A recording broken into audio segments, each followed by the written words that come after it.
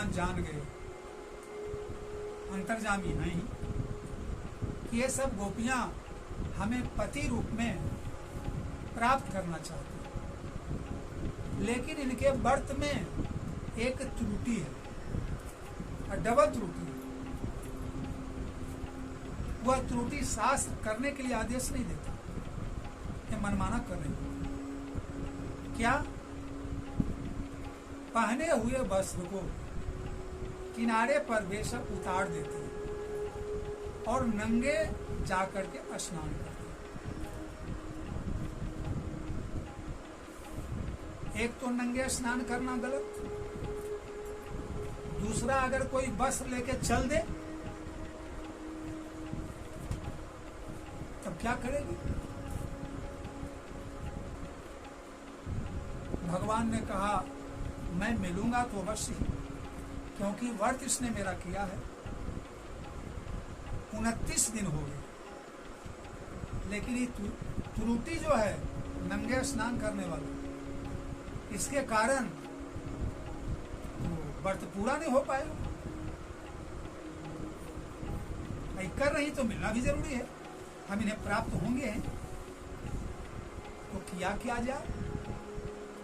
इसमें जो त्रुटि है उसको हम निकाल देते हैं, जो कमी है उसको निकाल देंगे या सुझा देंगे, व्रत पूरा हो जाएगा, मैं मिल जाऊं। 30वां दिन की बात है, सभी सखियां उर्द की भांति चली, अपने अपने वस्त्र को उन्होंने उतार दिया और जमुना जी में प्रवेश कर दिया।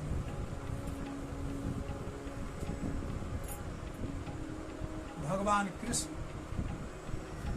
अपने सखाओं के साथ गए, त्रुटि को दूर करनी थी।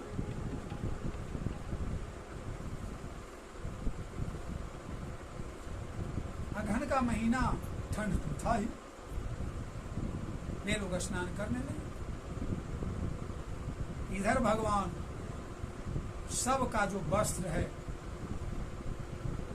कोई साड़ी पहनती थी, वो समीज सलवार जो भी जिसका था, सब को लेकर के कदम का पेड़ था किनारे पर और उस पर चढ़ गए और सबके वस्त्र को कदम के डाल पर रख दिया, सरिया करके एक तरह से,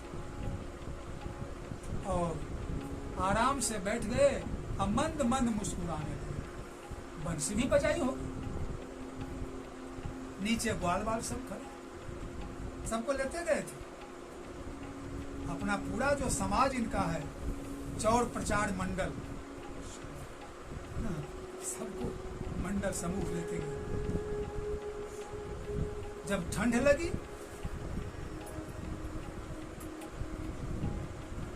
तब सोच रही हैं कि अब ऊपर हो करके कात्यायनी देवी की पूजा करेंगे। आज 30वां दिन है। तो कात्यायनी देवी क्या, उनसे जो तुम प्रार्थना करे कि भगवान मिले, तो भगवान अब सामने, लेकिन त्रुटि जो है उसको ही निकाल देना, मिलना तो है। जब ठंड लगी तब उसने सोचा कि चलो बहन अब कपड़ा पहन लो, ठंड लग रही।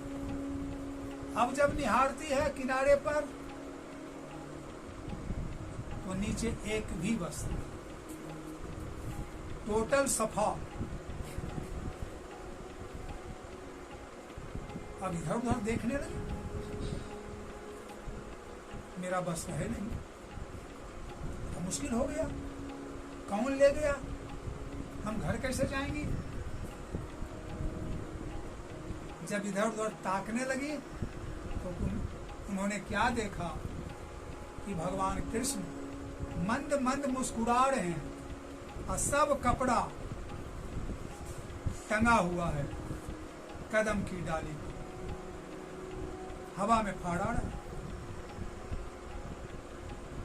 अब तो एक बार गुस्सा आया गोपियों को। पहली बार तो इन्होंने गुस्से में बात की, कृष्ण तुमने ये अच्छा नहीं किया। अब जब माखन चुराने से पेट भर गया, अब कपड़ा चुराना शुरू कर। क्या माखन से काम नहीं चला तुम्हारा? अरे माखन चुराया था तो तुम्हारा पेटो भरा, कपड़ा लेके क्या करोगे? इसका क्या तुम करोगे? मेरा बस तुम पहनोगे?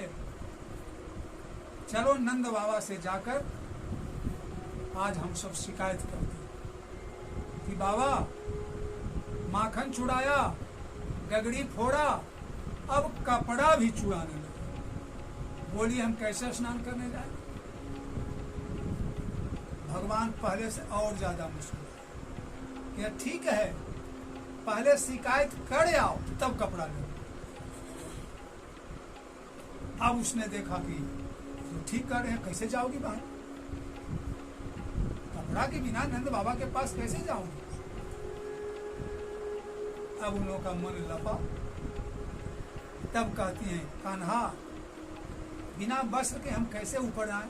अब तुम ही सोचो, हमें हमारा वस्त्र दे। हम नंद बाबा से जाकर नहीं कहेंगे। लेकिन भगवान ने कहा, गोपियों मैं तुम्हारे दिल की जो कामना है उसे जानता हूं, लेकिन तुम्हारे व्रत में त्रुटि आ गई है, उस त्रुटि को तुम दूर करो। गोपियों ने कहा, क्या त्रुटि है? तो जल के देवता हैं वरुण, और उनमें जल में प्रवेश करके नंगे तूने स्नान किया। इस तरह वरुण देवता का तूने अपमान किया, और किसी देवता का अपमान करो, हमारी पूजा करो, त्रुटि है कि नहीं? समझी कि त्रुटि तो है, नंगे हमने स्नान किया। तो उनसे हाथ जोड़कर क्षमा मांगो कि हे जल के देवता वरुण, मैं अपनी गलतियों से के लिए आपसे क्षमा याचना करता, तब तुम्हारी त्रुटि दूर होगी। और उसके बाद तुम हाथ जोड़कर सूर्य नारायण को प्रणाम करो, और उसके बाद आके अपने अपने वस्त्र लो। उसने सूर्य भगवान को भी प्रणाम किया, भगवान कृष्ण को भी प्रणाम किया, क्योंकि भगवान को प्रणाम करने से सारी त्रुटियां समाप्त हो जाती। जो भगवान को प्रणाम करता है उसकी सारी जिंदगी भर की त्रुटियां समाप्त। ये भगवान को प्रणाम किया, भगवान ने कहा अब तुम्हारी त्रुटि दूर हो गई, अब मैं तुम्हें प्राप्त हो जाऊंगा, लेकिन 1 साल देर है। आने वाली शरद ऋतु यानी अघन का महीना है, 10 महीना का, आने वाली शरद ऋतु की रात्रि में मैं बंशी बजाकर तुम्हें बुलाऊंगा जमुना किनारे। तुम लोग वहां आ जाना, मैं तुम्हारी मनोकामना पूरा करूंगा। प्राप्त तो मैं अभी ही हो गया, लेकिन तुम्हारे व्रत का फल 10 महीना के बाद मिलेगा। वही भगवान सबको अपना अपना वस्त्र दे दिए, सबों ने अपने अपने वस्त्र पहने, और सब अपने अपने घर को 30 दिनों का व्रत उनका पूर्ण हुआ, भगवान की प्राप्ति हुई। अब भगवान 1 साल के बाद रास के माध्यम से उन्हें आनंद प्रदान करें। भगवान भी सखाओं के साथ घर आए, गोपियां भी घर आई। शिकवा शिकायत की तो बात ही अब नहीं, क्योंकि उन्होंने त्रुटि की थी, भगवान ने उन्हें सुझाया और दूर भी किया। एक गलत प्रचलन है, जल में स्नान नंगे करना एकदम गलत प्रचलन, चाहे वो पुरुष हो चाहे वो नारी। एक तरह से भगवान ने एक कुप्रथा, नंगे स्नान करने की प्रथा को दूर किया। जो लोग सुनेंगे वो भी समझेंगे कि हमें अगर ऐसा हम भी ऐसा करते हैं तो आगे अब ऐसा करना नहीं चाहिए।